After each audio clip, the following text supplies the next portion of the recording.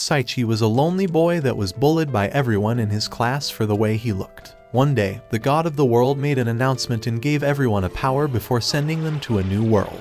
However, Saichi was the only one left without any powers, and kept being made fun of. Once everyone was teleported, God gave him one more special skill, which allowed him to eat mysterious fruit that transformed him into an attractive man that would end up marrying the goddess. In his final moments, he wondered how his life ended up here. After transporting into the new world, Saichi was hungry and had went on for 5 days without food or water until a worm appeared before him. As he desperately tried to reach for it, something hit him in the head, and he finally saw a fruit ahead of him.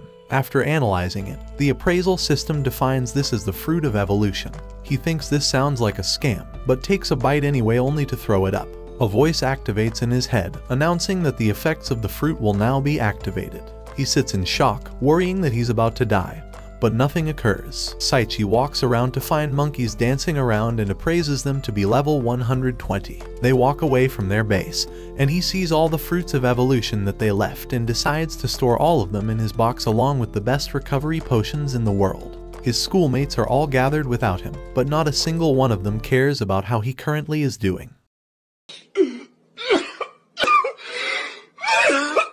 Throughout the week, he continues eating the rest of the fruits of evolution until he's down to his last 2. The godlike announcer gives him more power-ups, but the monkeys are back to beat him up for stealing their food. He drinks an elixir to recover, but the monkey rushes forward in a flurry of speed and knocks him down. It reaches towards his body to eat him, but even the game thinks he smells disgusting and kills the monkey with his body odor.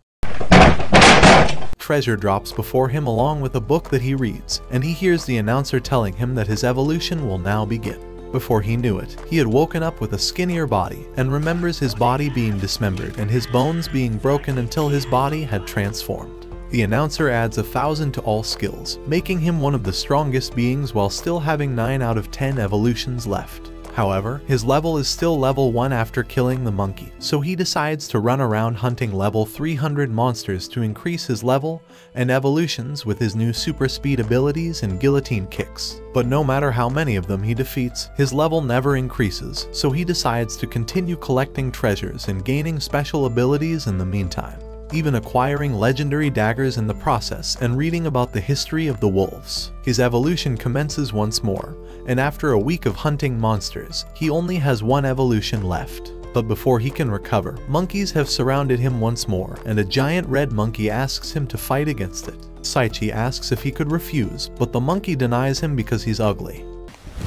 Emotional damage! Saichi appraises the monkey, seeing that it is a level 700 monster and that he's been surrounded by the enemy. The red monkey prepares a giant punch towards the ground, but Saichi dodges with his incredible speed. The monkey is amazed as this is the first time that anyone's ever survived its first blow. No matter what's happened, everyone has been weak until now, so she falls in love with him. The battle continues, and Saichi attempts to retaliate, but the red monkey vanishes towards him and punches him across the field.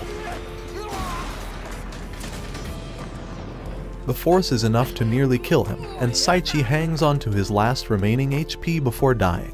But the red monkey doesn't kill him. Instead, she introduces herself as Saria. Saichi wonders why she has the name of a pretty girl, and attempts to slash towards her, but the monkey leaps towards the sky, complimenting his skill and thrusting towards him in a last-ditch effort to end him. Realizing that he's about to die, Saichi decides that he will show the monkey his overpowered abilities, and uses his magical powers for the first time. However, the water falls on top of him.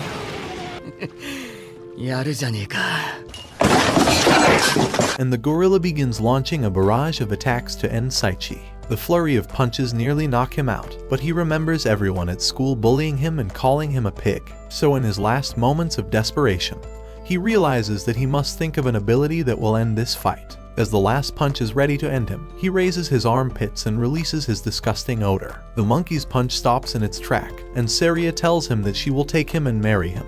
However, this is nothing like the future he remembers having, and wonders how things took a turn to this way. Saria brings him to her house and tells him to eat up, but Saichi continues trying to tell her that he's a human and that they can't get married because they're completely different species. However, the food is good enough to make him forget everything he just said, and notices that Saria is able to sew his clothes back up like a good wife. He tries to tell her that she would be a great wife if she married a gorilla, but she tells him that he should just marry her. After weeks of being trapped with Saria, he wonders how he could manage to escape Saria, and realizes that there are places for him to escape.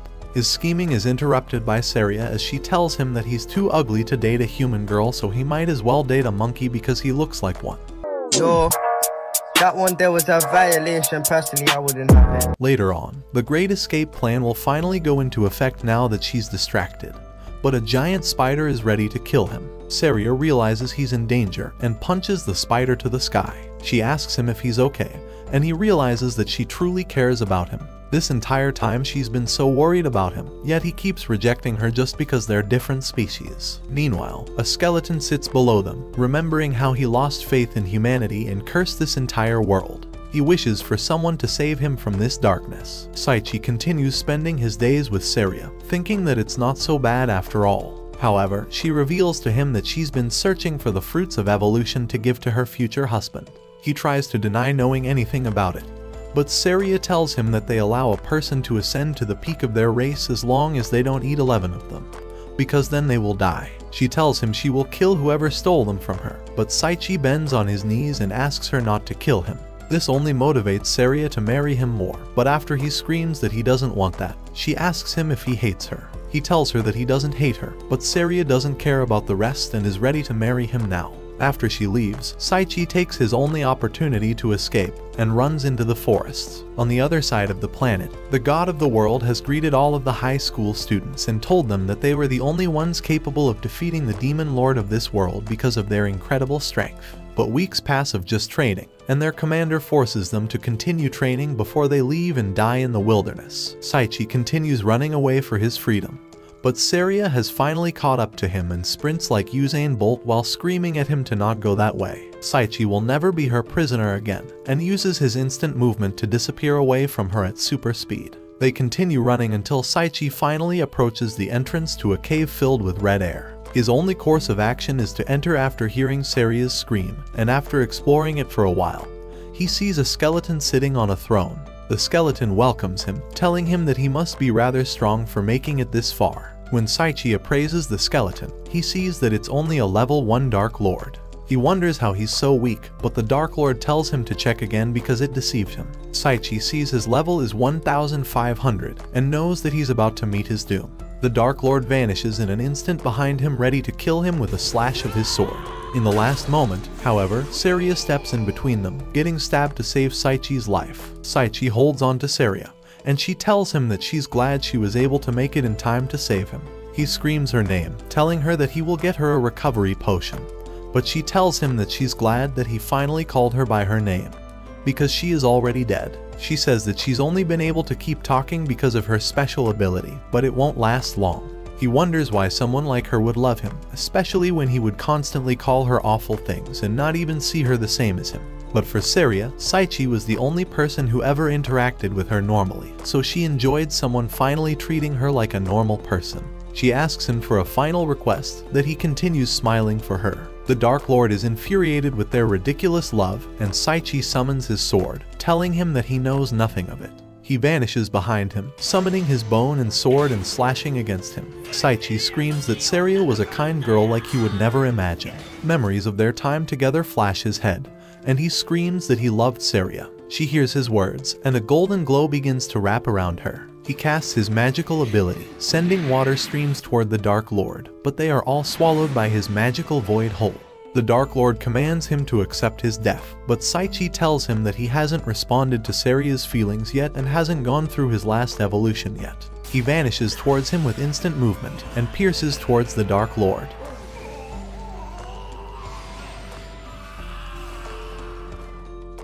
The Dark Lord accepts his defeat, telling him that he's grateful for finally helping him escape from this prison. Before his eyes, Saichi sees the Dark Lord reuniting with his loved one, and they disappear together. Saichi runs towards Saria, and she tells him that she really wanted to be his wife. They kiss each other, and she thanks him as her tears fall. She glows brighter, about to disappear, but he sees the prettiest girl laying there. She runs towards him and hugs him, asking him if he recognizes her. She is Saria, and Saichi realizes that this entire time he's been with the prettiest goddess in the world. They read the tragic story of the Dark Lord together, but Saichi tells her that they were at least able to reunite him with his loved one after working together. They open the treasure chest, and he gives Saria an outfit to cover herself. The godlike announcer continues giving him power-ups, and Saria asks him what he's getting. He tells her that it's a gift from the heavens, but the announcer finally gives him the last bit of information. The great amount of experience he has received will now finally allow him to evolve. After his evolution, his eyes and voice change and he becomes taller. He tries to show off, but Saria feels like a river of water is about to come out of her Sorry, I meant a river of water is going to come out of her eyes because she's crying. Yeah, that's definitely what I meant.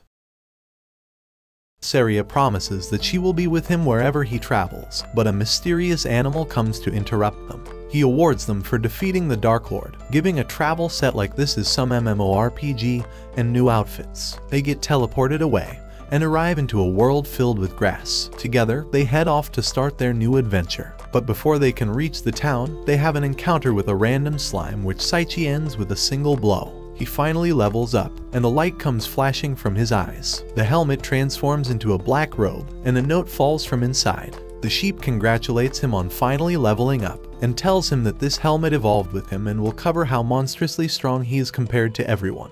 But before leaving, he leaves him with a final surprise and blows this letter up.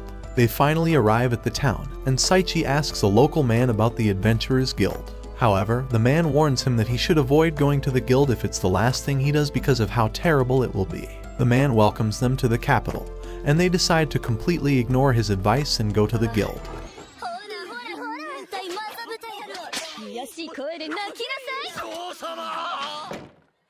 Open the door or I'm gonna throw rocks through your windows, you dumb whore. Saichi thinks that this is definitely the guild and opens the door again.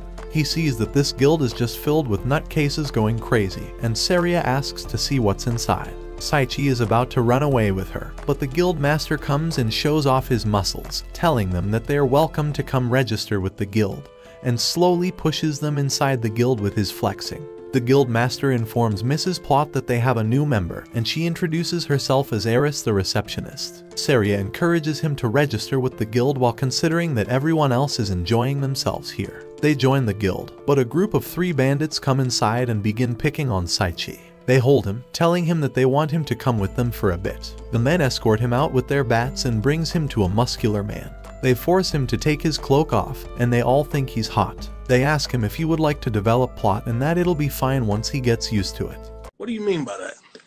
With his full speed, Saichi runs away from them, but that only strengthens their resolve to want his strong muscular legs. The master is impressed that he was able to still come back after all that because most newcomers don't survive. The guild master informs them of their first quest to gather money and introduces them to the superior who will be accompanying them, Artoria. Saichi looks at Artoria and appreciates her overpowered laser blasters. Artoria yells at them, telling them that she will never adventure with them.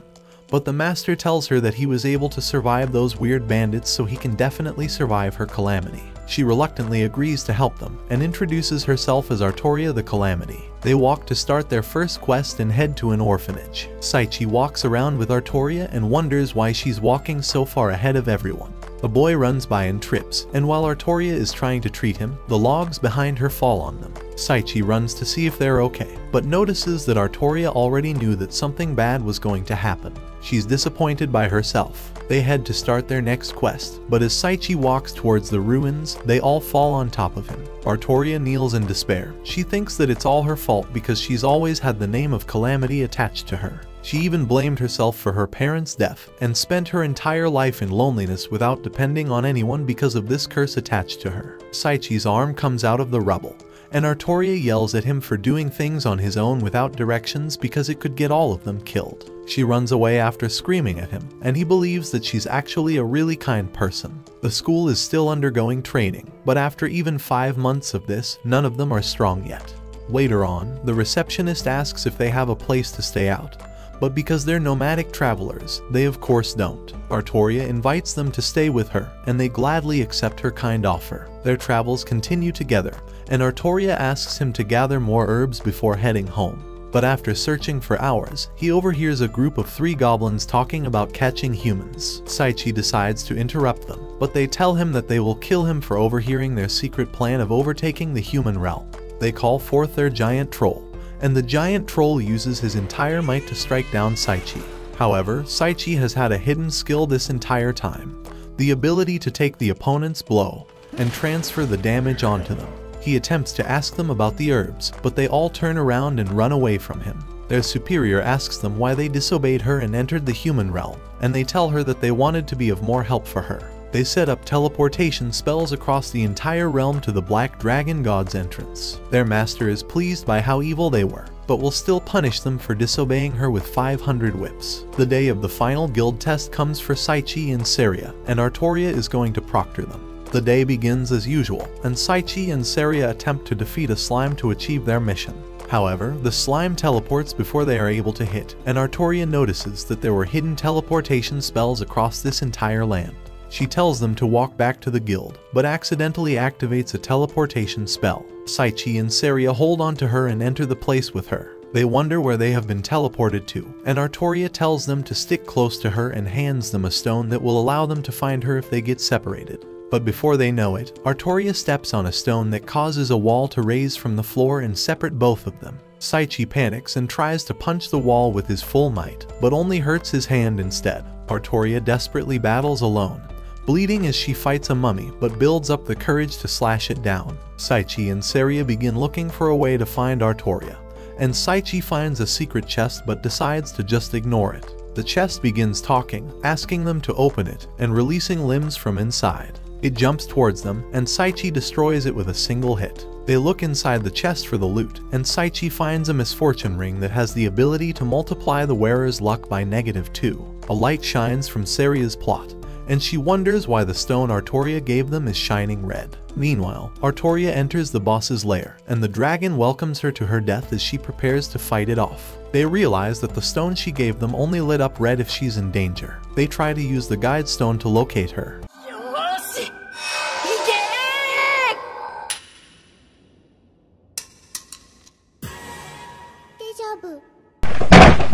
Saichi punches at the wall again, and Saria asks him what to do, but he continues just punching at the wall. Artoria continues being destroyed by the dragon, but she continues to have a strong resolve and won't give up until she's gotten back with her friends. A red aura begins to flow around her, and she screams that she will show him how her name became Calamity. Her energy radiates and her form changes. She launches towards the dragon, but he strikes her down.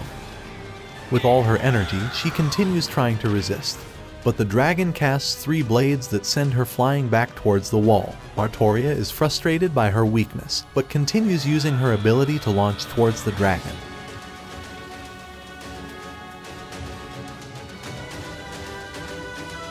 However, he stabs her in the chest, casting her aside and saying that she impressed him. Artoria's final seconds are spent thinking about Saichi and Saria, and how they were the only 2 that ever brought her a smile ever since she's been cursed with this misfortune. The dragon blows his fire breath, and she apologizes for having them die because of her.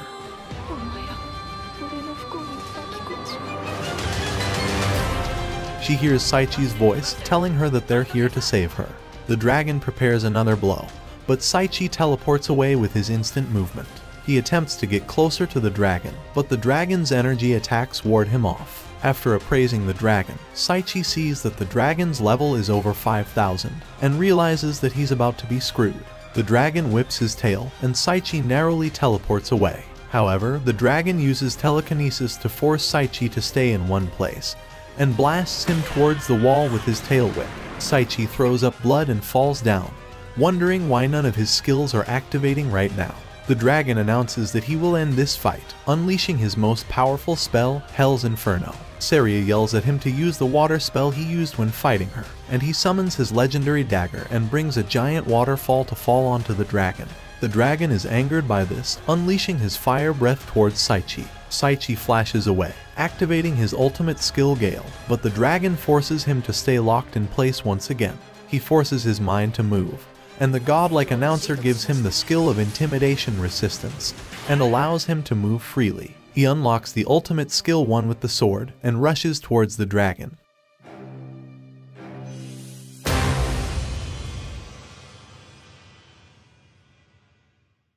The announcer spams the leveling up button, and Saria runs to hug him. Artoria's been saved by Saria's healing herbs, but they still haven't found a way to escape. Saichi rushes to open the treasure chest to find a way to go home, but sees the dragon's gem overpowered statistics and decides to eat it to increase his magical strength. He opens the treasure chest, finding another black coat to wear like he's Kirito. The rewards bunny appears from a letter again, and teleports them out of the dungeon they were just in. Artoria wakes up and screams at Saichi to let her down, but then apologizes for having them get caught up in her misfortune. She shows him her luck points, and he sees that it's negative 2 million. But it doesn't end there. Artoria's misfortune has been with her since she was young, and has always affected the people around her. She apologizes for bringing them all this misfortune, but Saichi tells her that she's never brought them misfortune, and Saria agrees. A few days pass, and Saichi looks for Artoria, who disappeared since then. He finds Artoria sitting in the rubble he created during their test, and tells her that everyone loves her and misses her. Saichi wonders how he could make her feel better, so he hugs her and tells her that he will stay by her side for as long as it takes until she can truly smile from her heart, causing Artoria to cry. Later on, Artoria thanks him for how kind he was for her, and Saichi wonders if there was any way to get her out of her misfortune. His memories remind him of her telling him that her luck has always been negative, and he realizes that he found his answer. Saichi asks for Artoria's hand and puts a ring on her finger. Saichi tells her that this ring is the ring of happiness, and it will negate her curse and double her luck, making it go from negative 2 million to positive 4 million. Artoria will no longer be the calamity, and he reassures her that he will always fully support her. She pushes him off of her, running away. He searches around for her, and after a few days of looking, he finally finds her. Saichi builds up all of his courage to try and clear up this misunderstanding.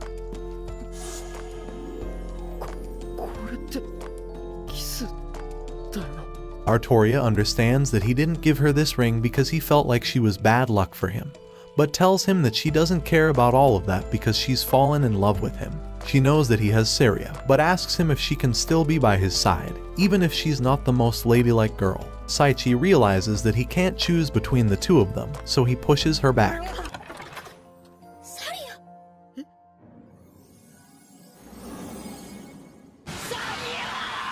Why are you running?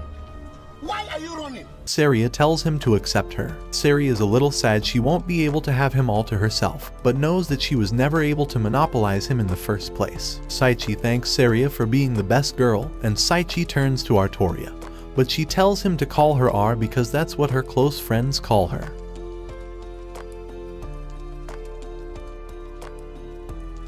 Watch this next video. Till next time, my fellow legendary plot masters.